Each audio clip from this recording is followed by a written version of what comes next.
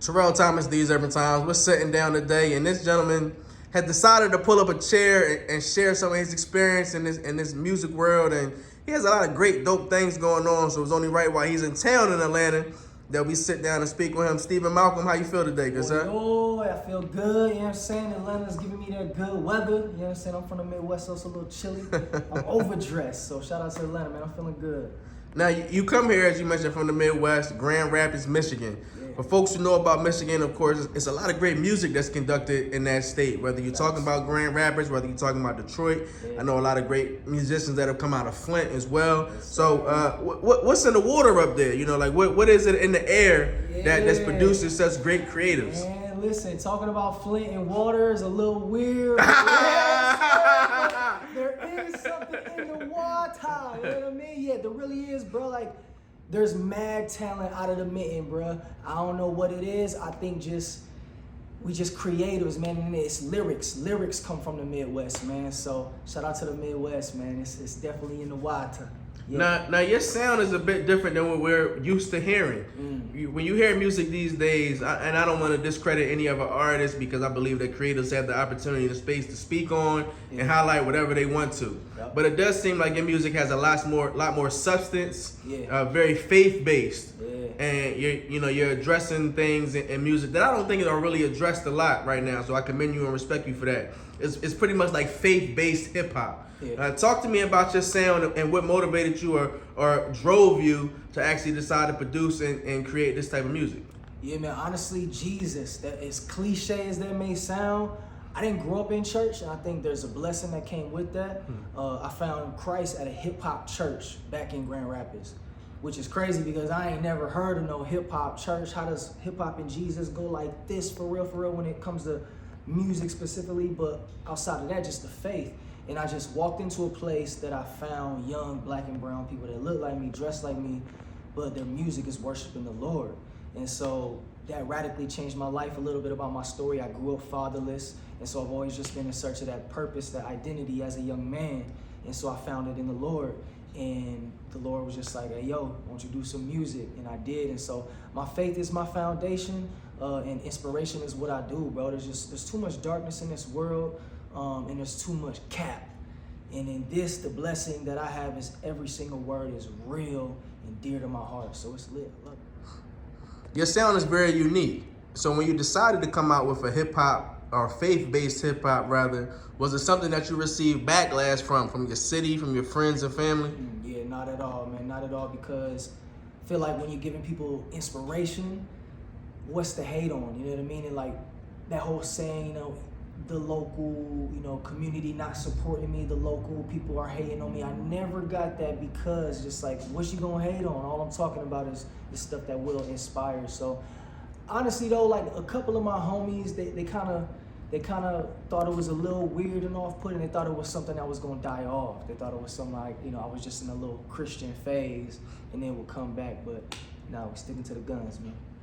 Talk to me about your project. You have a project, Boats, based on a true story. Yes, give me some, meaning behind the project. What the creative process was like on that project as well. Yeah, man. Based on a true story, album out now. The creative process was I wanted to put myself in the most comfortable space possible. So shout out to the producer, Damie. Flew all the way to Amsterdam and recorded that mug in Amsterdam. Found a chemistry with a producer that I finally love, and just locked in, bro. I'm a type of person that can write a song like in an hour or two, get it done, boom, move on. And so we finished the album honestly in like 3 weeks to a month, and just locked in over there in Europe, man, and just went to work, bro. Yeah. What was your experience like in Amsterdam? That's different, man. I hear folks, they might lock in the studio for days or weeks, but actually traveling, as you mentioned, to Europe. What was that experience like? It was amazing, bro. One thing about Europe and Amsterdam specifically is it's very tourist driven. And so, bro, I'm an introvert at heart, so I like not to be bothered, nobody look at me, and that's literally exactly how it is. Because Joe next to you might not even speak English. He could be from Germany, Korea, South Africa, anywhere in the country. So nobody really talks to you. Nobody looks at you, bro. You know what I mean? So I love it, bro. I'm in my own little creative world. And then the studio that we was in is like the main studio where all the A-list rappers go to. So just the vibes in there that you catch, execution. So how do you mentioned that you linked with a producer all the way over there. How did that connection come about? The label that I'm signed with, man, so there's an artist that I work with on a song called Summertime. It actually has Snoop Dogg in it, me, Snoop Dogg, and J-Way. And J-Way is from the Netherlands, and J-Way's main producer is this dude, Damie. So through J-Way, I linked up with Damie, and he's one guy who engineers, mixes, masters, and produces all in one, so it's crazy. You can't just kind of throw that cat out the bag. Yeah, the record, me and Snoop. You got, a record with a legend in himself, whether it's music, acting, just entrepreneur. How did that record come about? Oh, man, just making great music, literally. So, like, we had a song, it had a West Coast feel to it. My A&R producer knows a lot of people. He has relationships everywhere. He hit up Snoop's people, sent him the record. They was like, oh, man, yeah, this is a vibe. 24 hours went by, boom, my man sent his vocals in. So it was the craziest experience that I had. And while we was shooting the music video, that's what Snoop said. That's the gem that I got. He said, great music makes moments like this. So it's lit. That's a hard one right there. Give me a favorite record, I'll say, off of Bolts, or a record that you feel like means the most to you, where your audience will be able to really connect with you and hearing what you're delivering. Yeah, so I got a song on the record called Nothing Into Something. And the foundation of that record is God takes everybody from nothing into something. My life, bro, I come from nothing. I come from a mother who was sexually and physically abused, ran away from home, grew up in the system, grew up on the streets, addicted to drugs and alcohol, and prostituted at one point in life. Met my pops for 2 months, had me, was about to get an abortion, and then my pops, last time I seen him, I was 9 years old. He got arrested for drugs, and then they deported him back to Jamaica, and he ended up dying. So I've watched God come into my life at the age of 19 through a hip-hop church, and now I have a son who's 3 years old who sees me every single day, who already got a jump shot because daddy taught him a jump shot, and I'm 5 years married. I'm a faithful husband. God took nothing, turned it into something. And with the song, the first line that you hear is, I got a cousin that's about to be 1 year sober.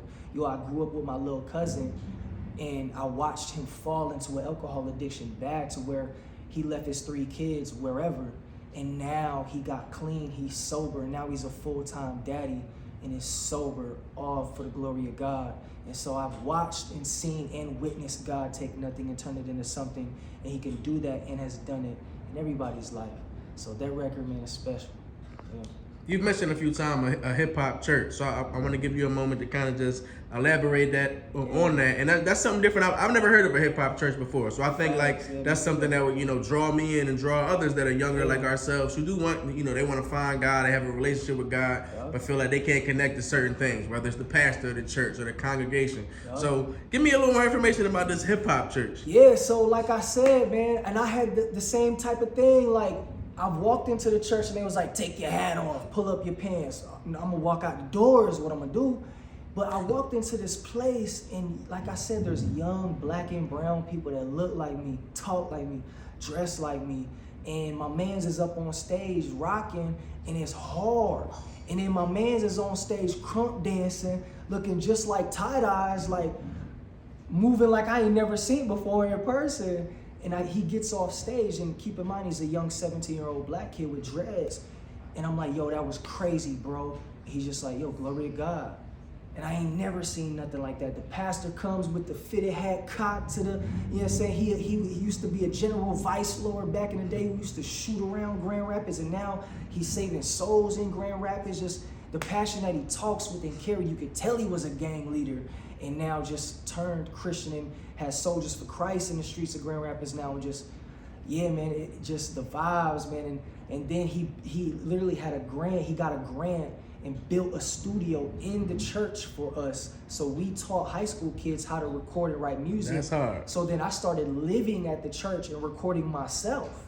So while everything is dark as nighttime, I'm sitting here making mixtapes and albums, and then waking up in the morning and going to college, all at this church, because that's what it was for like young men from the streets. Is it just created opportunity for young black men just to worship the Lord with their gift, and that gift made a way specifically for me.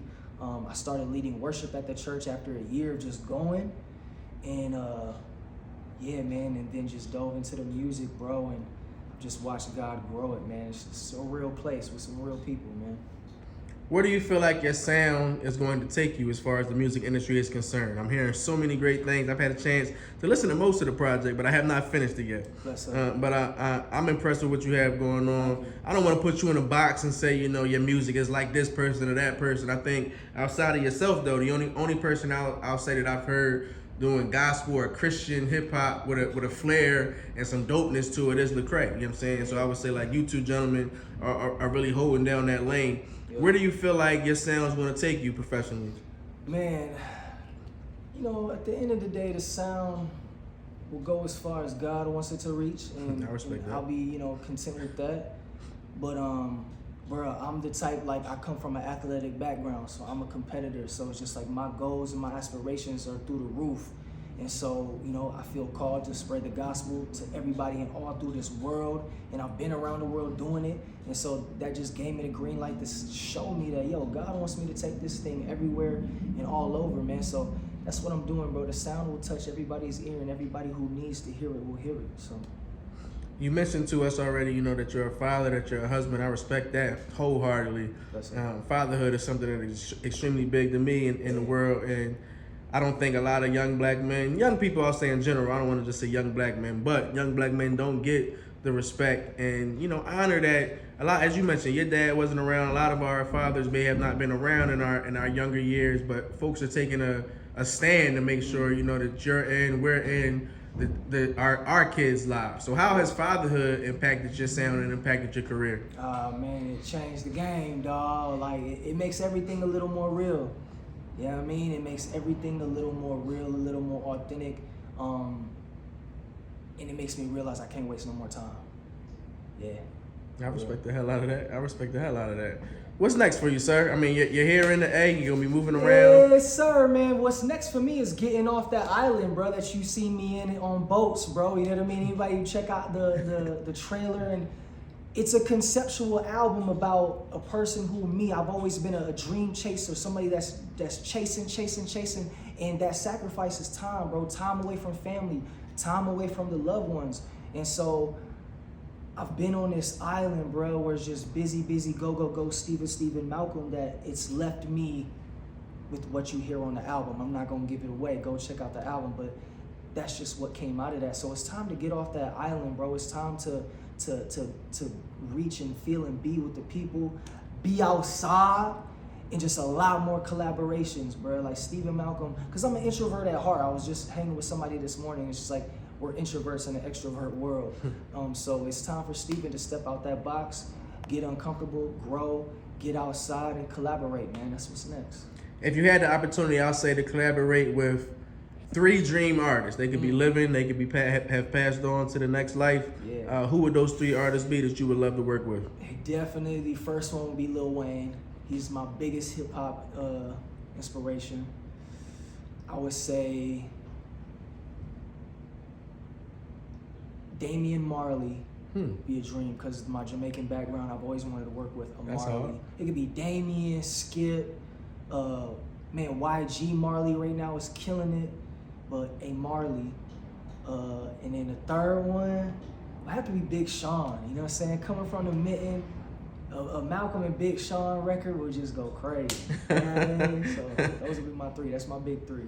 Looking at where you are right now in life and some of the goals in which you have for yourself moving forward, what advice would you give to your 13-year-old self? What advice would I give my 13-year-old self? I would say get ready to be uncomfortable, to grow, and remember